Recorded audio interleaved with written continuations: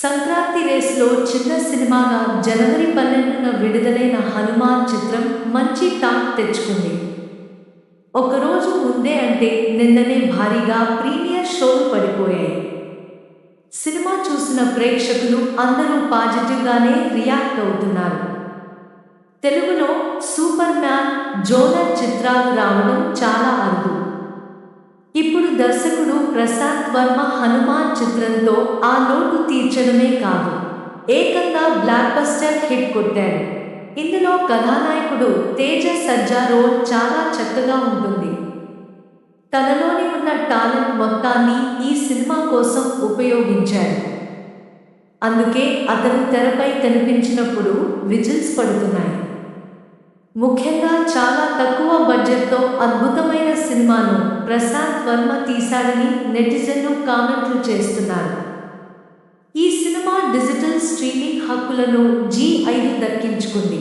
Pan India రేంజ్కు తగ్గట్లు cinema ఉండటంతో OTT rights భారీ ధరకే అమ్ముడుపోయినట్లు తెలుస్తోంది. సినిమాకు హిట్ టాక్ రావడంతో ఓటీటీలోకి వచ్చేందుకు కాస్త ఎక్కువ సమయమే పడవచ్చని సమాచారం. ఇది చదవండి. Hanuman review. Hanuman movie review. ఏదేమైనా మార్చి నెలలో హనుమాన్ ఓటీటీలోకి వచ్చే అవకాశాలు ఎక్కువగా ఉన్నాయి. ఈ సినిమాకు సీక్వెల్ కూడా ఉన్నట్లు సినిమా ఎండ్ కార్డ్లో ఉంటుంది. 2025లో జై హనుమాన్ పేరుతో పార్ట్ వస్తుందని దర్శకుడు ప్రకటించారు. తేజ సజ్జా, అమృత అయ్యర్, వినయ్ రాయ్, వరలక్ష్మి శరత్ కుమార్, సముద్రఖని వంటి నటీనటులు హనుమాన్లో నటించారు. చిన్న సినిమాగా మొదలైనప్పటికీ క్రమంగా స్కేల్ని పెంచుకుని 12 భాషల్లో విడుదల అయ్యేలా ప్రాజెక్టును సిద్ధం చేశారు. పెద్ద సినిమాలకు దీటుగా సంక్రాంతి బరిలో హనుమాన్ నిలిచి హిట్ టాక్తో దూసుకుపోతున్నాడు.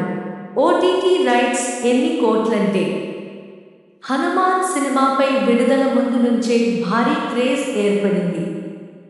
ఓటీటీ హిందీ వర్షన్ రూపాయలు 5 కోట్లు, తెలుగు వర్షన్ రూపాయలు 11 కోట్లకు హనుమాన్కు సంబంధించిన హక్కులు అమ్ముడుపోయాయి. ప్రముఖ ఎంటర్టైనింగ్ సంస్థ జీ5 ఈ హక్కుల్ని దక్కించుకుంది. ఓ యువ హీరో 4వ సినిమానే ఇంత భారీ ధర పలకడం విశేషమని అప్పట్లో సినీ వర్గాలు పేర్కొన్నాయి.